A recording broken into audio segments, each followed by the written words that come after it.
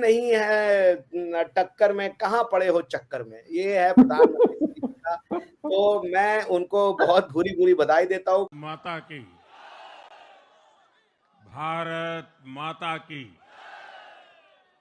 भारत को कोई अगर जोड़ता है तो वह है राष्ट्रवाद, और प्रधानमंत्री मोदी जी इसको सबसे अच्छे से समझते हैं। बिल्कुल कुछ मुख्तलिफ थी कि बीजेपी को सियासी तौर पर मुश्किलात का सामना है और शायद बहुत ही कठिन इंतखाब उनके लिए साबित हो सकता है, लेकिन ऐसा नहीं हुआ और उनको बहुत ही गैर मामूली कामयाबी मिली है तारीखी एतबार से बिहार में। करता है और फिर उसे जूते पड़ते हैं। उसका योगदान इंडिया अलायंस हो या महागठबंधन हो, उसकी ऐसी तैसी कराने में हमेशा होता है। बाकी आप लोग समझदार हैं। और ये आप समझ लें कि ये एक बहुत बड़ा, क्योंकि 140 करोड़ जनता का मुल्क है और दुनिया की सबसे बड़ी पॉपुलेशन है।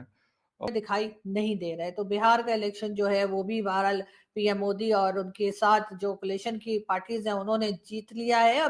जय हिंद। आज की लेटेस्ट खबर के बारे में हम बात करते हैं। जैसा कि आप जानते हो कि किस तरह से बिहार इलेक्शन के अंदर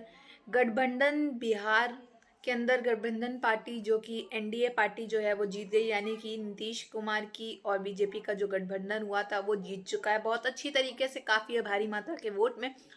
और ये पहली बार ऐसा हुआ है कि इतने भारी मात्रा के वोट से जो है बिहार में बीजेपी की सरकार जीती हो। ये रिकॉर्ड बन गया है और सामने अपोजिशन पार्टी जो है वो इतनी कम वोट्स के साथ जो है वो हारी हो, यानी कि कांग्रेस लालू यादव की जो पार्टी है वो पूरी तरह से पछाड़ दी गई है बीजेपी के द्वारा।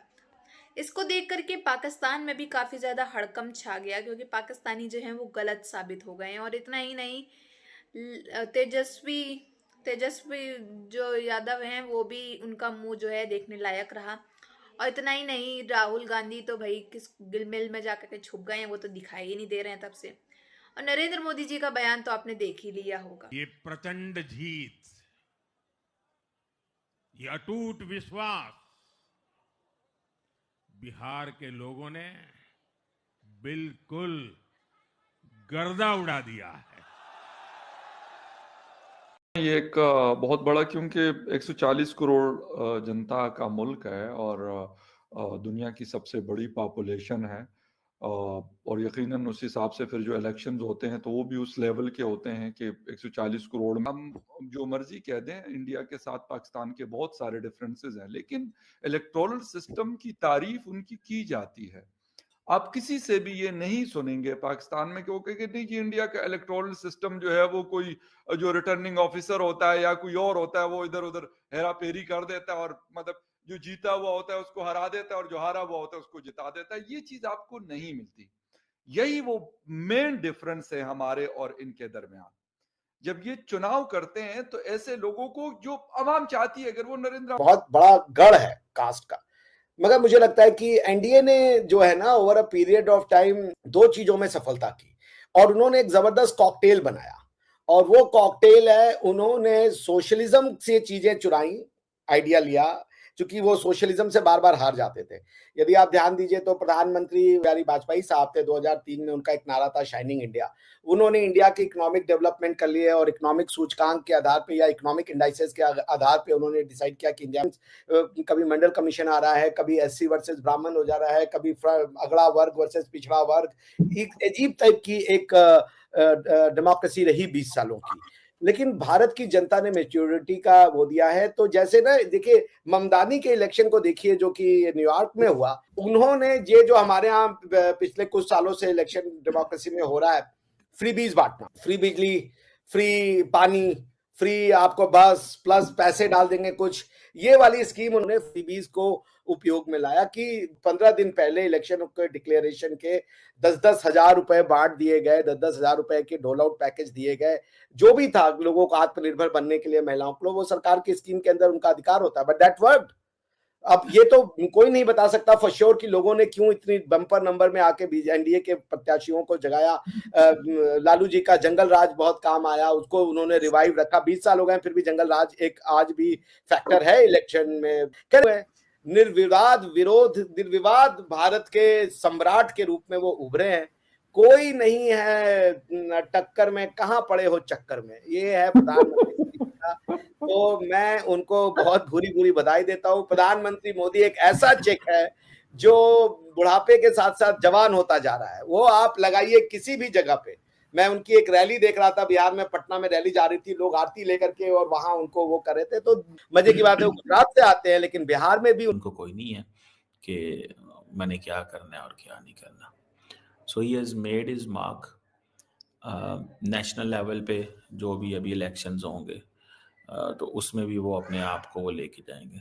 अब बहुत सारे जो टीवी स्टेशंस हैं ना, वो बहुत सारी चीज़ें, वो एनडीए 200 क्रॉस कर रहा है, ठीक है ना जी, तो दूसरा जो अलायंस है वो बहुत पीछे है अभी।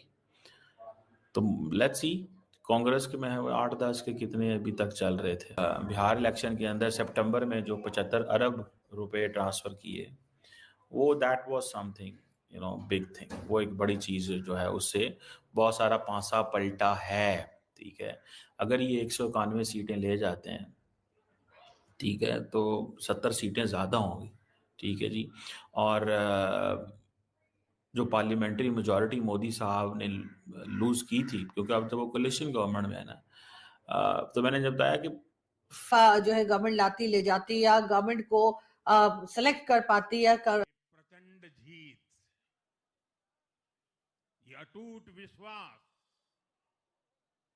बिहार के लोगों ने बिल्कुल गर्दा उड़ा दिया है। चुनाव लड़ रहे थे और 4-4 सीट पर दोनों आगे चल रहे हैं। कुल मिलाकर एनडीए के तमाम घटक दलों को जनता का साथ मिलता हुआ नजर आ रहा है और एक बेहतर कोऑर्डिनेशन या 208 के करीब जो सीट्स थी वो बीजेपी ले जा चुकी थी और बीजेपी के साथ जो पार्टीज है वो ले जा चुकी थी, और जबकि कांग्रेस और उसके साथ की पार्टीज जो है वो उस वक्त तक 37 या 36 के ऊपर ही इधर उधर हो रही थी। तो इससे जाहिर है कि अगर वो 100 पे भी नहीं पहुंच पाए हैं और दूसरी तरफ जो है वो 200 भी क्रॉस कर गए, तो यकीनन ये एक बहुत बड़ी जीत बीजेपी के लिए और एक बहुत बड़ी हार कांग्रेस के लिए है। तो उनको अपनी पॉलिसीज को देखना चाहिए, उनको अपने आप को देखना चाहिए, अपनी पार्टी के अंदर क्या लीडर। और बिहार के इलेक्शन से पहले फेज में इस बारी जो 15% वोट ज्यादा पड़े हैं, तो लगता ही है कि मोदी जो है वो उसकी गवर्नमेंट को वहां पे बड़े शदीद धचके लगने वाले हैं।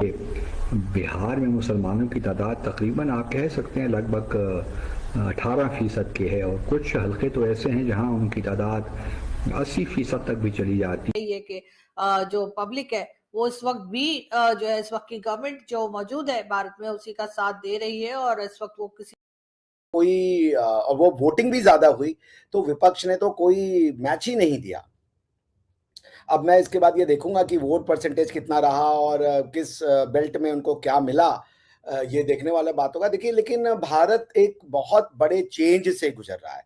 बिहार की वोटिंग एक चीज को तो दर्शा रही है कि जो ये कन्वेंशन, जैसा कि आप जानते हो कि किस तरह से बिहार के इलेक्शन का रिजल्ट आ चुका है, लाइव हो चुका है, कल ही आ गया था। इतना ही नहीं, कब से मीडिया में मैं 2 वीडियो भी डाल चुकी हूँ उसके ऊपर। लेकिन दरअसल जनता ही ऐसी है बिहार की, जिन बिहारियों ने जो है इनके मुंह पे लगातार तमाचे पे तमाचे जड़े हैं कांग्रेस के। लोगों को यही लगा था अब की बार जो है वो कांग्रेस जीतेगी, एनडीए नहीं जीतेगी, लेकिन इनका जो मानना था वो उल्टा पड़ गया। एनडीए जीत गई, वो भी भारी मात्रा के वोट से। और नरेंद्र मोदी जी का बयान तो आपने देख लिया हो, कैसे लोगों ने बिहार के अंदर भी कैसे नारे लगाए हैं, कैसे रैलियां निकली हैं बीजेपी सरकार के लिए, कैसे जश्न मनाया गया है पूरी दुनिया भर के अंदर। साफ तौर पे कांग्रेस का मुंह उतर चुका है, उतरना ही चाहिए। जिस तरह से वो भारी मात्रा के कम वोट पे जो है वो हारे हैं, जिस तरह से धूल चटाई गई है उनको, इतना तो उनके अंदर दिखना ही ऑब्वियस था, बल्कि इससे कई ज्यादा की उम्मीद थी, वो तो कम हुआ। लेकिन पाकिस्तानी भी जो हैं काफी ज्यादा इस समय उदास बैठे हैं। इनको लगा नहीं था कि बीजेपी जो है एक बार फिर से बिहार, मतलब बीजेपी जो है वो बिहार में आएगी, इलेक्शन जीतेगी। ऑब्वियसली सबको नहीं लगा था, लेकिन जो नहीं सोचा जाता है आखिरकार वही हो जाता है। जिसका डर नहीं था इनको, आखिरकार वही हो गया पाकिस्तान की लैंग्वेज में। तो बहुत ही जश्न मनाया जा रहा है। बहरहाल आप सबकी क्या राय है? जो बीजेपी सरकार जो है बिहार के अंदर जीती है, इन सब पे आपका क्या राय है? क्या सही हुआ बीजेपी आई, या फिर गलत हुआ कांग्रेस हार गई?